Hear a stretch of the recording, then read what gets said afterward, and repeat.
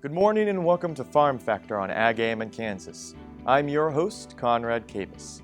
On today's program, we focus on the UAV department out of K-State Salina and their agriculture research and data collection. The revolutionary new field at K-State Salina provides students with new research opportunities, technology, and equipment. Included in that research and instruction is agriculture data, tests, and missions. At the end of the show, we also have Ryan Yates from the American Farm Bureau. Stay tuned.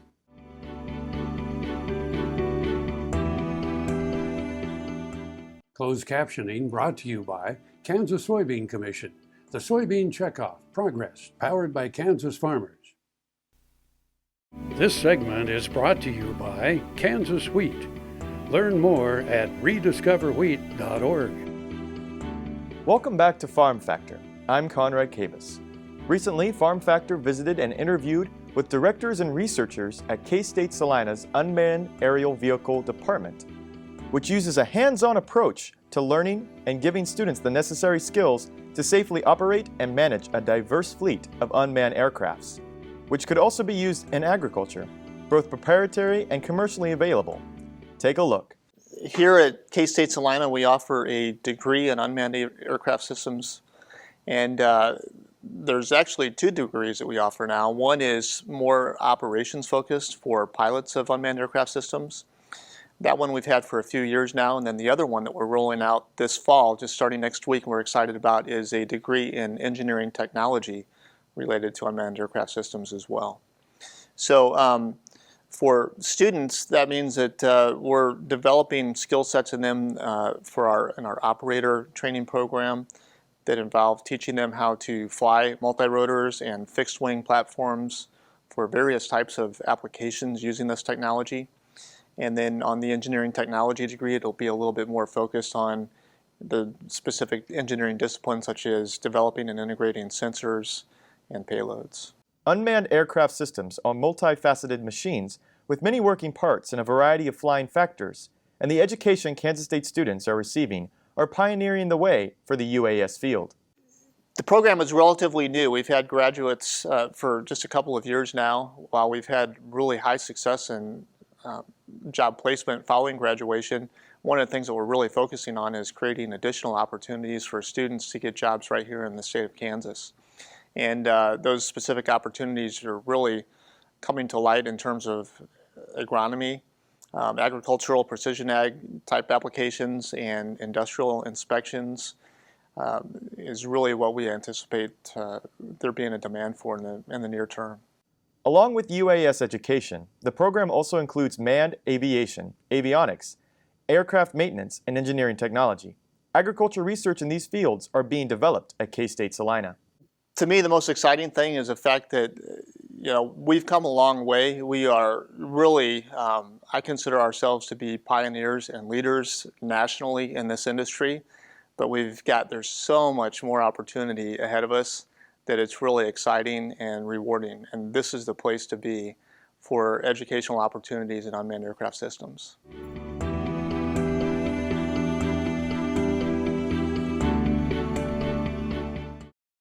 Next time you see a beautiful field of corn, reach out and thank the farmers who work tirelessly to raise corn for livestock feed, renewable fuels, and exports to feed a growing world population. The farmers on the Kansas Corn Commission work for Kansas Corn with grower-funded checkoff dollars that support foreign and domestic market development, research, promotion, and education to expand opportunities for Kansas farmers. To learn more, visit kscorn.com. Hey folks, Dr. Dan here. Be sure to join me in Wichita, Kansas, September 15th and 16th as myself, Dr. Tom Knopfsinger, and Dr. Mike Apley are going to host Beef Today's Cowboy College. We're going to talk about how to start cattle on feed and some of the new management techniques of getting calves started on feed. To register, go on the internet to www.beeftoday.com/Cowboy College. Get registered, and I'll see you in Wichita, Kansas, September 15th and 16th. We started farming in 1970. It was harder work then than it is now, a lot more physical work and the wear and tear on my knees and my body. Now here I'm 70 years old. Well, I started having knee pain here 4 or 5 years ago, and so I was looking for a stem cell clinic, and lo and behold, my good friend John Farley and Ken Wood, who'd been customers and friends for a number of years, opened their clinic, and in about 2 months my heel was a lot better, and then at the end of 3 months and then going on 4, why my knee started making significant improvement, and it's sure been a blessing, because before I had the stem cells, well, I'd be driving a tractor, and if I sat in a tractor for 2 or 3 hours, when I got out, I'd have to stop and get the kinks out of my knee and shake it, and today that's not a problem.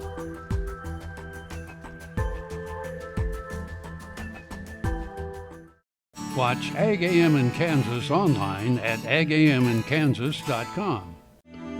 This segment is brought to you by the Kansas Soybean Commission. The Soybean Checkoff, progress powered by Kansas farmers. Good morning and welcome back to Farm Factor. In this segment, we continue to analyze the K-State Salina's UAV program. One of the researchers at the facility is working on agriculture research related to crop maintenance and yields with UAS systems. So basically just having the presence of the aerial photography just gives them a whole different perspective on what is actually going on in their field. Predominantly in the past, what they'll actually do is a person will go out there, a farmer maybe, and actually look at the field from a very flat perspective, and do an analysis of that field just off that placement where he's standing. As where with UAS, we can fly over the field, get a whole big picture of what is going on, and then you can turn that around, and in the end, it's better because they can take that data and then use that to better their crops.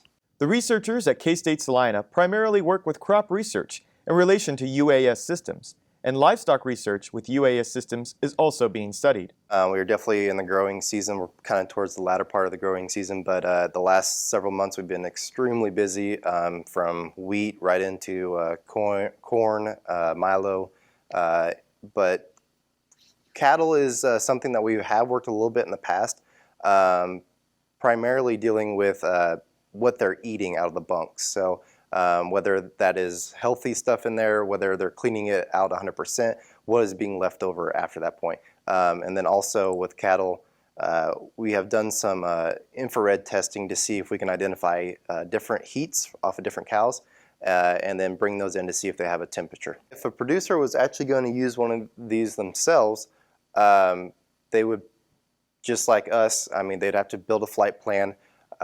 They would have to have the proper camera and everything in there. Once they actually fly, it's pretty much hands off from that point. Even if something goes wrong, the aircraft still knows what to do from that point on. And they still have to be on location as the regulations state now. But once it gets back down, they can actually take that data off the card that is in the camera and then post-process it like we talked about before. Many producers and companies in the state of Kansas have already used or experienced UAS technology in many fields, and using the technology can be a new and exciting task for agriculture operations. I think it's hard for Kansas producers to probably accept this technology in the very beginning. I grew up on a farm, so I like to compare it to precision agriculture. In the beginning, that's new technology, computers. It was really hard for a lot of farmers to accept that. But once they saw the benefits of that in the end, that really changed the perspective on how much that can actually save them in the long run.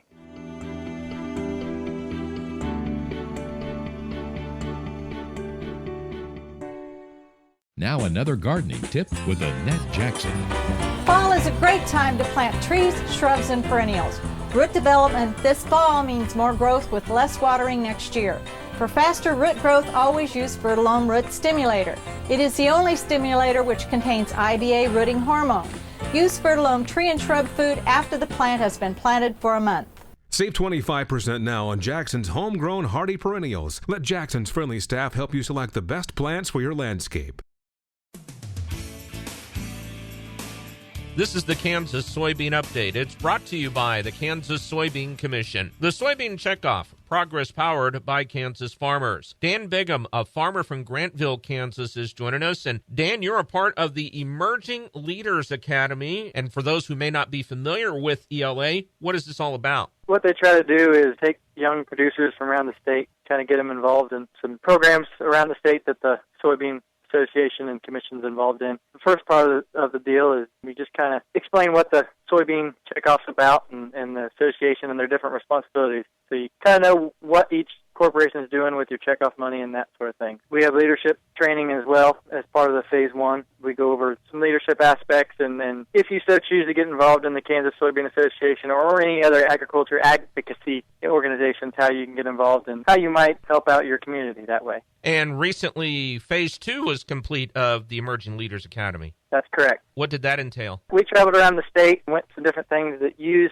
soybeans. As a producer, you just focus on growing the soybeans. Phase 2 kind of showed us some different ways that the soybeans are used and kind of seen the manufacturing and processes of that. We went to a hog farm up north of Manhattan and toured IGP in Manhattan and also the feed mill and the flour mill at Manhattan. And then we went out west to Great Plains and Salina, toured that facility, and then we also toured a biodiesel plant in Mineola, Kansas. Then on the way home, we toured CHS in Hutchinson and had a few other stops. Overall, it was a really good tour. Now, this is a 3-part outreach program that'll take place, so it sounds like you still have one more phase to go? Yes, the third phase, they're going to have us travel to some sort of meeting, usually in the winter, of our choosing, where the commission and the association are involved in, whether it be the Commodity Classic or the United Soybeans Board meeting, or National Biodiesel meeting. Another one is the BioHeat Conference. A lot of neat opportunities to kind of extend on how it's all tied together. Has it been pretty exciting so far to be a part of this? Yeah, and it's been good to network with some other young producers around the state as well. Some I knew, some I didn't, and it was nice to make new friends that way and then have other people to talk to about what you do. And phase 2 was really neat. We actually got to sit in with some Latin American and Asian buyers of soybeans, and they had a lot of questions for us that we were able to translate, and they translate back, and it was really neat to kind of talk and what was important to them as far as soybeans and soybean trade. That is Dan Bigham, a farmer from Grantville, Kansas. He is a part of the Emerging Leaders Academy. That's in association with the Kansas Soybeans and the Turnkey Leadership Group on the latest edition of the Kansas Soybean Update. It's brought to you by the Kansas Soybean Commission. The Soybean Checkoff, progress powered by Kansas farmers. Learn more at kansassoybeans.org. For Kansas Soybeans, I'm Greg Akagi. I will take action against herbicide-resistant weeds. I will know my weeds, and I will stop them before they go to seed. I will do whatever it takes to give my crops the upper hand, and I will use multiple herbicide sites of action because every action counts. I will take action, this time for all time. No matter where, no matter why, the Veterinary Health Center at Kansas State University is committed to providing quality patient care to animals and exceptional customer service to their owners. From routine checkups to emergency and specialty care, our world-renowned specialists and experienced professionals are here to discover, to teach, and to heal. Let us know. How can I help? How can we help? The Kansas Wheat Innovation Center in Manhattan is rediscovering ways to get improved varieties and new genetics in the hands of farmers faster. Grower-led and checkoff-funded research initiatives are bringing about positive change. This grassroots leadership provides a strong voice in Topeka and Washington, D.C. Now is the time to partner with Kansas Wheat in moving wheat forward. Kansas Wheat Commission and Kansas Association of Wheat Growers. Farmers investing in their future and yours. Log on to rediscoverwheat.org. Buying a car shouldn't be this hard. And at Brown Chevrolet Buick in Wamego, it isn't. It's actually awesome. Whether you want a new or used car or truck, Toby's team can make the deal. Even if you want to custom order a new car or truck, Toby's team can make the deal. See Toby's team at Brown Chevrolet Buick in Wamego. We're awesome. Tallgrass Commodities offers producers bulk commodities at a reasonable price with reliable service throughout the whole Midwest. To find out more about Tallgrass Commodities, visit tallgrass.us or call 785-494-8484. This segment brought to you by Heinen Brothers Ag, farmers helping farmers by offering quality aerial and ground application, fertilizer, ag chemicals, and anhydrous ammonia. Call today to protect your crop yield. Welcome back. In this segment, we finish our feature with K-State Salina and UAS systems. Data in UAS research is also being studied at K-State Salina for agriculture applications. One of the researchers at the facility works with agricultural data for research with the department. All right, so there's a lot of different things that we can do with the data we're collecting. Mostly what we work with when it comes to agriculture is all still imagery, and then we'll put that into a software program that essentially stitches together all those photos to make a full composite map of the field. So we can get a higher resolution of the parts of the field, but we can still get the greater whole. And we'll export it into, we'll be able to use a bunch of different types of cameras and sensors while we're collecting that data. One example is just plain red, green, blue, electrical, optical is just a visual look of the field. From there, we can get kind of an indication of drought stress or any sort of bug stress or any area where the parts of the field are doing poor. Like what Travis was saying earlier, once we get that aerial perspective, it's a whole new outlook on this field and what's happening. I can think of one field specifically where there was some significant flood damage there in the inside part of the field, and it was a cornfield. So looking straight out into it, you couldn't see the damage whatsoever. But once we got that aerial perspective, you could see it was totally washed out there on the inside. So that's one example of just using visual imagery. Another thing is near infrared. We have sensors outfitted here that have a modified filter on them, so we can capture that near infrared band of light. And then we'll use that and do the same sort of processing to make the full map. And after that, we'll put it into another software program that'll do kind of what's called an NDVI analysis, or normalized difference vegetation index. And what that does is kind of gives us an indication of the reflectance values of the field. It's not a surefire way of understanding what's going on in the field. It doesn't tell us why parts of the field are doing worse than other parts, but it does give us indication of that kind of relative greenness of what's happening in the field. And that gives us a real good picture for an agronomist or somebody else to take that composite map and go, I need to check out this part of the field. This is where I need to put my focus. And then other areas that we haven't gotten too far into yet are some other multispectral type applications, but that's some stuff that I hope to get into the future. KSU student researchers Trevor and Travis are also working on pest research in crops and are analyzing ways to use UAS technology to study data with insects and other pests in farmland. So Travis is working on this project where detecting bug infestations. So it's with the entomology department over there in Manhattan.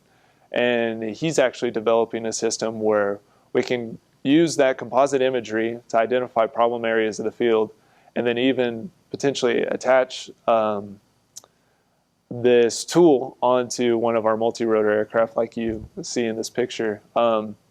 So where we can find that trouble area, fly down, and then maybe even cut a sample off of that plant and keep that sample, hopefully still with bugs in it, and then bring it back to the researcher to be able to analyze exactly what bugs they are and how much damage is affecting the leaf.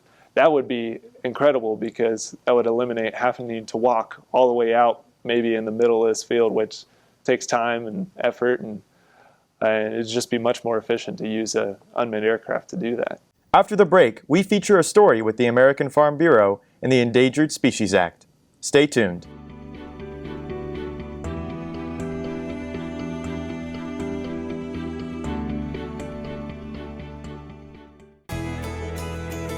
Biodiesel made from sustainable resources is diversifying our fuel supply. This year, Biodiesel will displace over 1 billion gallons of fossil fuel nationwide. It's making our economy stronger and our communities healthier. It's working here and across America. Get biodiesel going in your community. Visit americasadvancedbiofuel.com. As fourth-generation farmers themselves, Heinen Brothers Ag Service understands the risk and rewards of farming. So when it comes to quality aerial and ground application, fertilizer, ag chemicals, and anhydrous ammonia, call Heinen Brothers Ag today, 800-760-4964. Kansas Farm Bureau, the voice of agriculture, represents grassroots agriculture. The state's largest and most powerful farm organization stands up for its members through leadership development, agriculture education, legal defense, environmental advocacy, farm safety, and risk management. Members also enjoy money-saving benefits. To join our organization today or to learn more, go to www.kfb.org or find us on Facebook and Twitter. Soil is the life of a farm, and for 25 years, SureCrop Liquid Crop Nutrition has helped growers produce abundant quality crops while preserving and improving the soils they steward. SureCrop offers complete soil and plant analysis with cropping recommendations, delivery direct to your on-farm storage, and quality crop nutrition custom blended for your field. Choose SureCrop for the assurance of excellence for your soil. Call today or visit their website for more information. Valley Vet Supply is devoted to providing information and professional quality products at reasonable prices. Valley Vet Supply. Kansas Farm Bureau, the voice of agriculture. To join today or for more information, go to kfb.org or find us on Facebook and Twitter. Welcome back. We finish our program of Farm Factor with a special segment with the American Farm Bureau and Ryan Yates. Take a look. Ryan Yates is a Director of Congressional Relations at the American Farm Bureau Federation and recently spoke at a meeting in Hugoton, Kansas with producers. Ryan specializes in discussing endangered and threatened species in the nation and is part of the National Endangered Species Act Reform Coalition. The Endangered Species Act has been around for 42 years, and over those 42 years, 1,600 species have been added nationwide to the Endangered Species Act. Here in the state of Kansas, 18 species are on the endangered species list. In the last year or two, we've seen two significant listings, the lesser prairie chicken here in western Kansas and the northern long-eared bat listed in two-thirds of the eastern part of the state. Both of those species are the result of a settlement agreement that came out of litigation that came from radical environmental groups. These types of tactics that we're seeing in Washington, D.C. are resulting in more and more species being listed. And unfortunately, the more species we see listed, the increased risk of liability is increasing across the nation. And here in Kansas, there's a lot of questions remain about what these listings mean to producers at the local level. Ryan Yates and the American Farm Bureau would like to encourage farmers who are concerned about endangered species like those of the lesser prairie chicken to communicate with the American Farm Bureau. Well, I think it's important to weigh in locally. Anybody can be a lobbyist, anybody can be an advocate, and as AFBF is lobbying on behalf of the industry in Washington, D.C., and all of our state farm bureaus are lobbying at the state houses, we need our grassroots support to continue carrying that message that increased regulation by the federal government is not going to achieve success at the local level. We are hoping that continued advocacy and increased conversations about what the ESA is and what other federal regulatory overreaches mean to the local economies, to local producers, and the last time I checked, most people like to eat. And so I think having conversations with consumers, with producers, and all folks along the marketing chain about how these increased regulatory burdens from the federal government impact their ability to farm. Thank you for watching today's show over K-State Salina and UAV technology and the American Farm Bureau. For more of Farm Factor, or if you want to view this particular episode again, visit us on www.agaminkansas.com, or you can like us on Facebook or follow us on Twitter. So have a good day with good luck.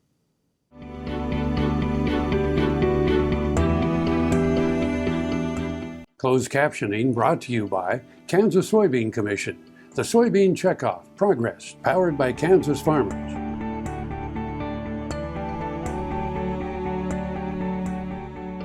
Closed captioning brought to you by Kansas Soybean Commission. The Soybean Checkoff, Progress, powered by Kansas farmers.